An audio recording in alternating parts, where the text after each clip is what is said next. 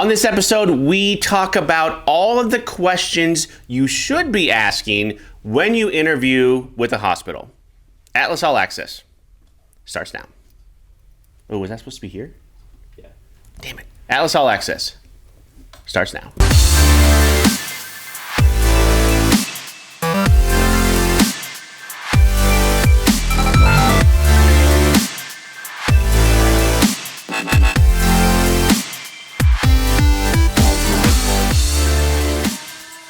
Becca, welcome back. Hi. You got a busy day of recording here in the bit. studio, but I'm glad you took some time out to join us today. And Thank you. Just you've been in this industry long enough. I'm sure you've seen just list after list of questions that nurses should be asking, nurses, techs, therapists, as they should be asking when they interview. Yes. Right? Yes. So, you've got a couple highlights here. Let's run down some of those questions now. So maybe some of the more high-level questions, and then maybe some of the more, I have some more maybe specific questions. Okay, good, yeah. That they should be asking. Good. So, Yeah.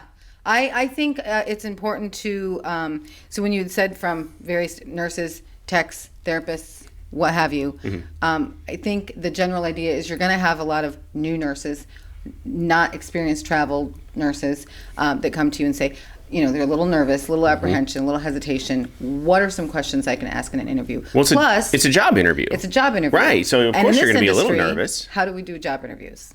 Over the phone. Over the phone. Okay, so you're not going to walk in a power suit with your briefcase or whatever and sit down across the table from somebody. What This what is year? it. This is your What year would chance. that be with the power suit and the briefcase? Is that- Am I dating myself?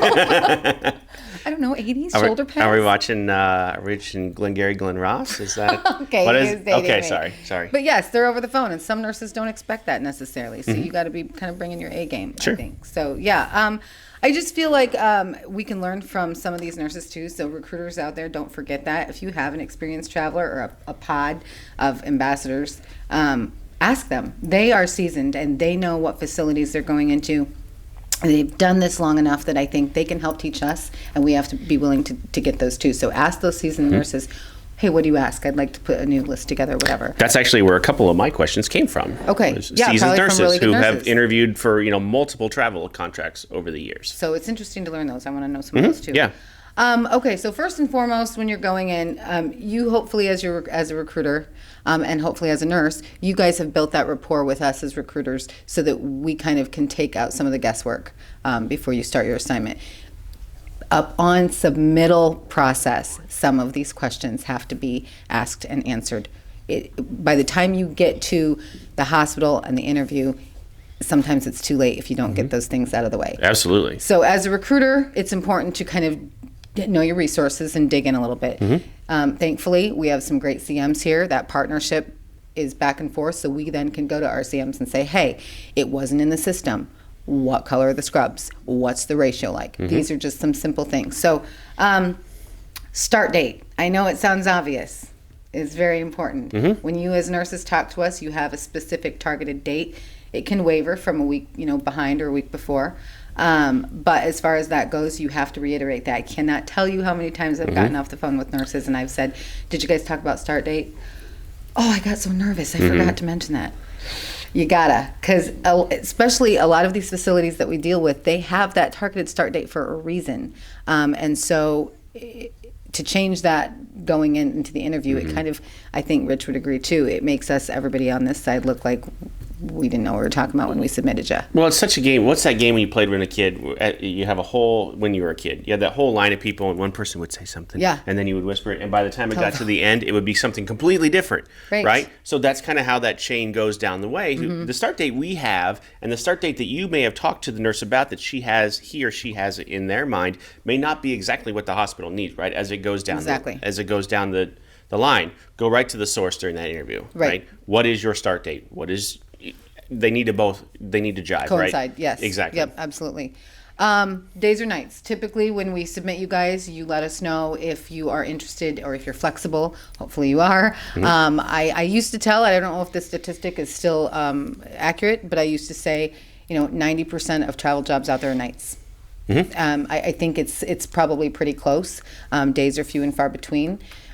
So for someone who's not, you have to make sure you're submitting as the recruiter. to the job that is applicable to what your nurse is looking for. If they're flexible, so be it. It makes your job even more easier, and theirs, and the hospitals on that level too. So talk about shift. That may have changed. Things change from the time that you get submitted to the time you get that call. That turnaround time we're hoping it's 24 hours. In a perfect world, that'd be great. We're not living in a perfect world. It doesn't always happen like that. Anymore, it could be a week, it could be longer. So just be prepared for those. Something that I don't have written down, but I want to plug this right now. I think that the company in itself would appreciate this. If you're submitted to a place, please keep your phone on. Oh, yeah. It's very important that these facilities are getting literally hundreds of profiles for one job. So if you miss a call, it doesn't matter how great your recruiter could have built your profile and how amazing you come across on paper. If you miss it, by the good graces, hopefully they'll call again, but you got to pick up that phone because, again, you can miss. It'd be very easy for them lifetime. just to move on to the next profile. One. Yep, right? very easy. Yeah. What types of patients? Acuity level. Very important question, especially if you're going in and you're used to coming from South Carolina, where your acuity is a little bit different and your ratio is a little bit different to going out to Los Angeles or Concord or Walnut Creek. I found out last week a couple different things with an offer. Ratios weren't what we expected them to be. And so those are just kind of ironing out those seams. To kind of make it a little bit more fluid process. Absolutely. Yeah. Right. I talked about ratio. This is something that I think some nurses want to know. So definitely if you can find out on the recruiter level, find out if that nurse is used to having worked with a phlebotomist or a CNA or a tech or an assistant or something. Because again, uprooting from one state to the next and going to another hospital, they may not have that luxury. They may be in a room to where they don't have the freedom to kind of pass something off as far as a chart or as far as a patient. So kind of find out what that hospital has in place by unit, not hospital, and then you can give that information back to your nurse. Right. Housing. Very important question. If and in when. the interview, you think? Is that a... I tell my nurses to feel it out. Sure. You know when you walk into, back to the power suit and briefcase, when you walk in, when you leave that room in the interview, you know if you nailed it or you know if you failed it. Not every time, but I guess for me, especially somebody who doesn't know, I don't live there. So I understand. If the nurse manager offers it, or if you're getting ready to get off the phone and you just want to say, hey, by the way, if it's a super travel-friendly hospital, chances are those managers are going to know where their travelers are staying. Makes sense. So I usually say go for it if you feel like it's working. If you feel like you bombed the interview, then just hang up the phone. But I guess in that scenario, what's the worst that can happen? They'd say, I don't know. Right.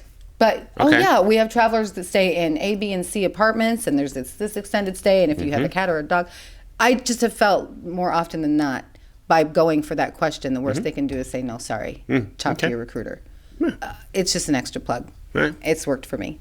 OT. Is OT available? I ask all of my nurses when I go in, do you like overtime? Some of these hospitals aren't going to have it to give, so no guarantees on that. Some nurses want to do their 36 hours and be done. Totally fine. If you are a young, doesn't even matter young, whatever. If you are a nurse and you are, again, uprooting from way out on one side of the coast to the other side and you don't have friends and you don't have anybody and your recruiter is kind of your friend in the field, so to speak, you may want to go out and work as many hours as you can and get all the OT you can because you're there to work. You're there to pay off student loans. You're there to, whatever your bills and financial situation is.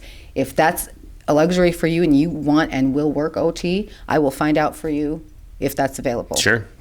Excuse me, and that's just more money in your pocket too. So that's, I think, a good interview question for on a manager level. Ask if it's available. Ask if you can work it. Yes. Extensions. A lot of people want to know about extensions, extension bonuses, things like that before they even start the job. That is a great question I've learned actually from our CMs here, that is a really good question for a manager once you get integrated in the unit, start, on the floor. I don't know that I would go for saying on your second day of orientation, hey, can I extend? We don't know yet, and they don't know yet if they're going to have it in the budget, what their census is going to be like 13 weeks down the road. When those things come up, absolutely let me know. If you love it on your first day, and I mean, that'd be great. But if you do and you're like, Becca, I want to extend for 13 weeks after an hour of orientation, I'll log that away, but it's not something we're going to ask for right up front. Best way as far as an extension, and this is the part where I've really learned from our CMs, talk to your managers. Yes, we'll do that work for you, but you're there. You have the relationship with your manager. If they approach you, or if you want to have the wherewithal to approach them, then let me know, and we can kind of get that moving forward. Don't do it during orientation. Wait till you kind of get in there, get your feet wet. 13 weeks is not a long time. And extensions are great because you then you know the business. Then you know what you're doing on the floor. And I don't care how long you've been a nurse.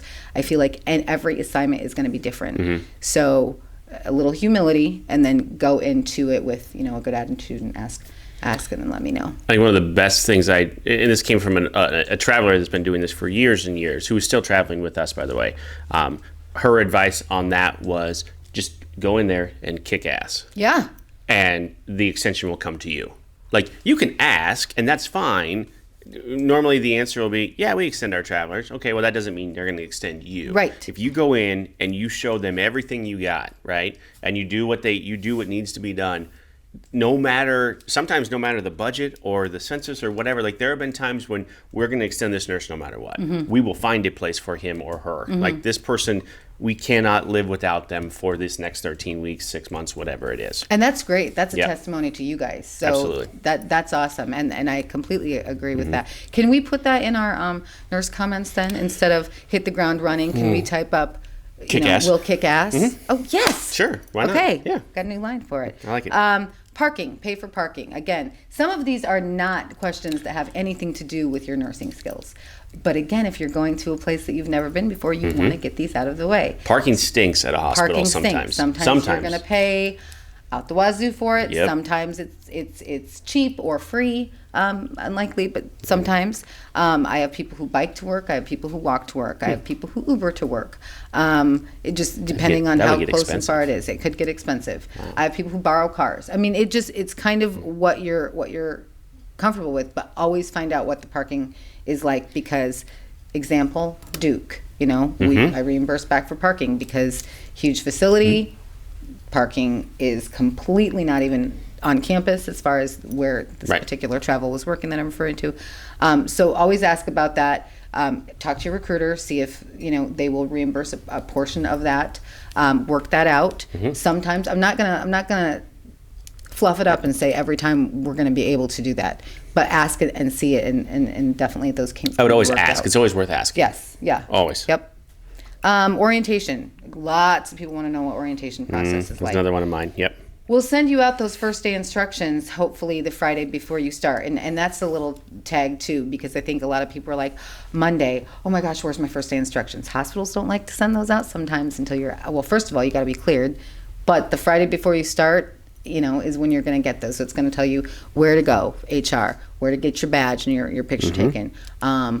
If you need to pick up scrubs, that's another question down the road too. So all of those basic questions that you guys, I'm sure, would ask and would know, will come out in first days. But as far as orientation, it varies. We would like to think it's a nice little week, Monday through Friday for sure.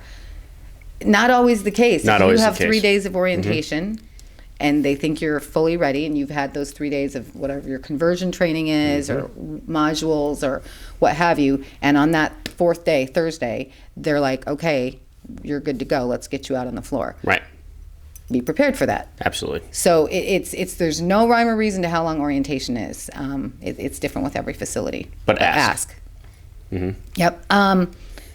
Testing that's required. That's a good one. We try to really get that stuff out of the way, I think, before you start your assignment. However, there are some things that I have come across. EKG testing on your first day. Sometimes a facility will drug test on your first day. Oh, yes. Very often.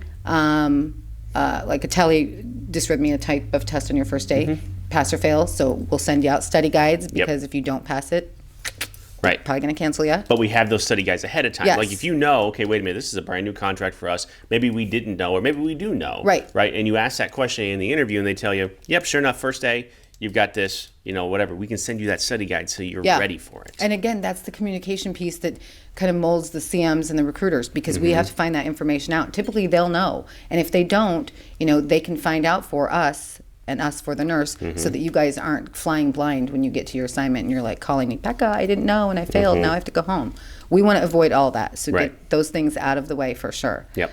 But these are things you get nervous in an interview, right? And you start forgetting. And Write some them- nurses write 'em down ahead of write time. them down. I try to send these out, especially for new nurses. Here's a list of things. You don't have to ask them all, but just some things to kind of, after you ask those nurse questions, get past that. Well, I think that's what's important too. Is as much as you have a ton of questions there, you don't have to ask every one of those, right? Absolutely not. And some of that you can glean from the interview, so you don't have to ask those questions. Right. So I only had 2 others. How do you schedule? Okay, good. I mean, I think is it self-scheduling? Do you have Yes. the schedule done a month in advance? How does that work? I think that's important. How far out? Yep. How far out is a big one too. And then how many travelers are currently on that unit? Just so you understand kind of what you're stepping into. So have they ever used travelers before? Is this a common thing for them?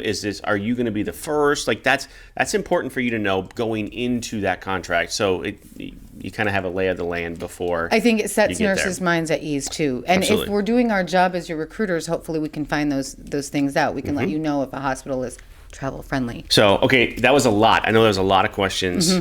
Take what you need from that. Write them all down, though. I think that's the best piece of advice is before you go into that interview, have them right there and ready to ask, and then just check them off as you go if your recruiter hasn't answered those for you already. Yeah. So, Becca, thank you. Thank you. I would like to get that nurse and get some of those questions too, just for our own Absolutely. good. Yeah, for sure. Okay.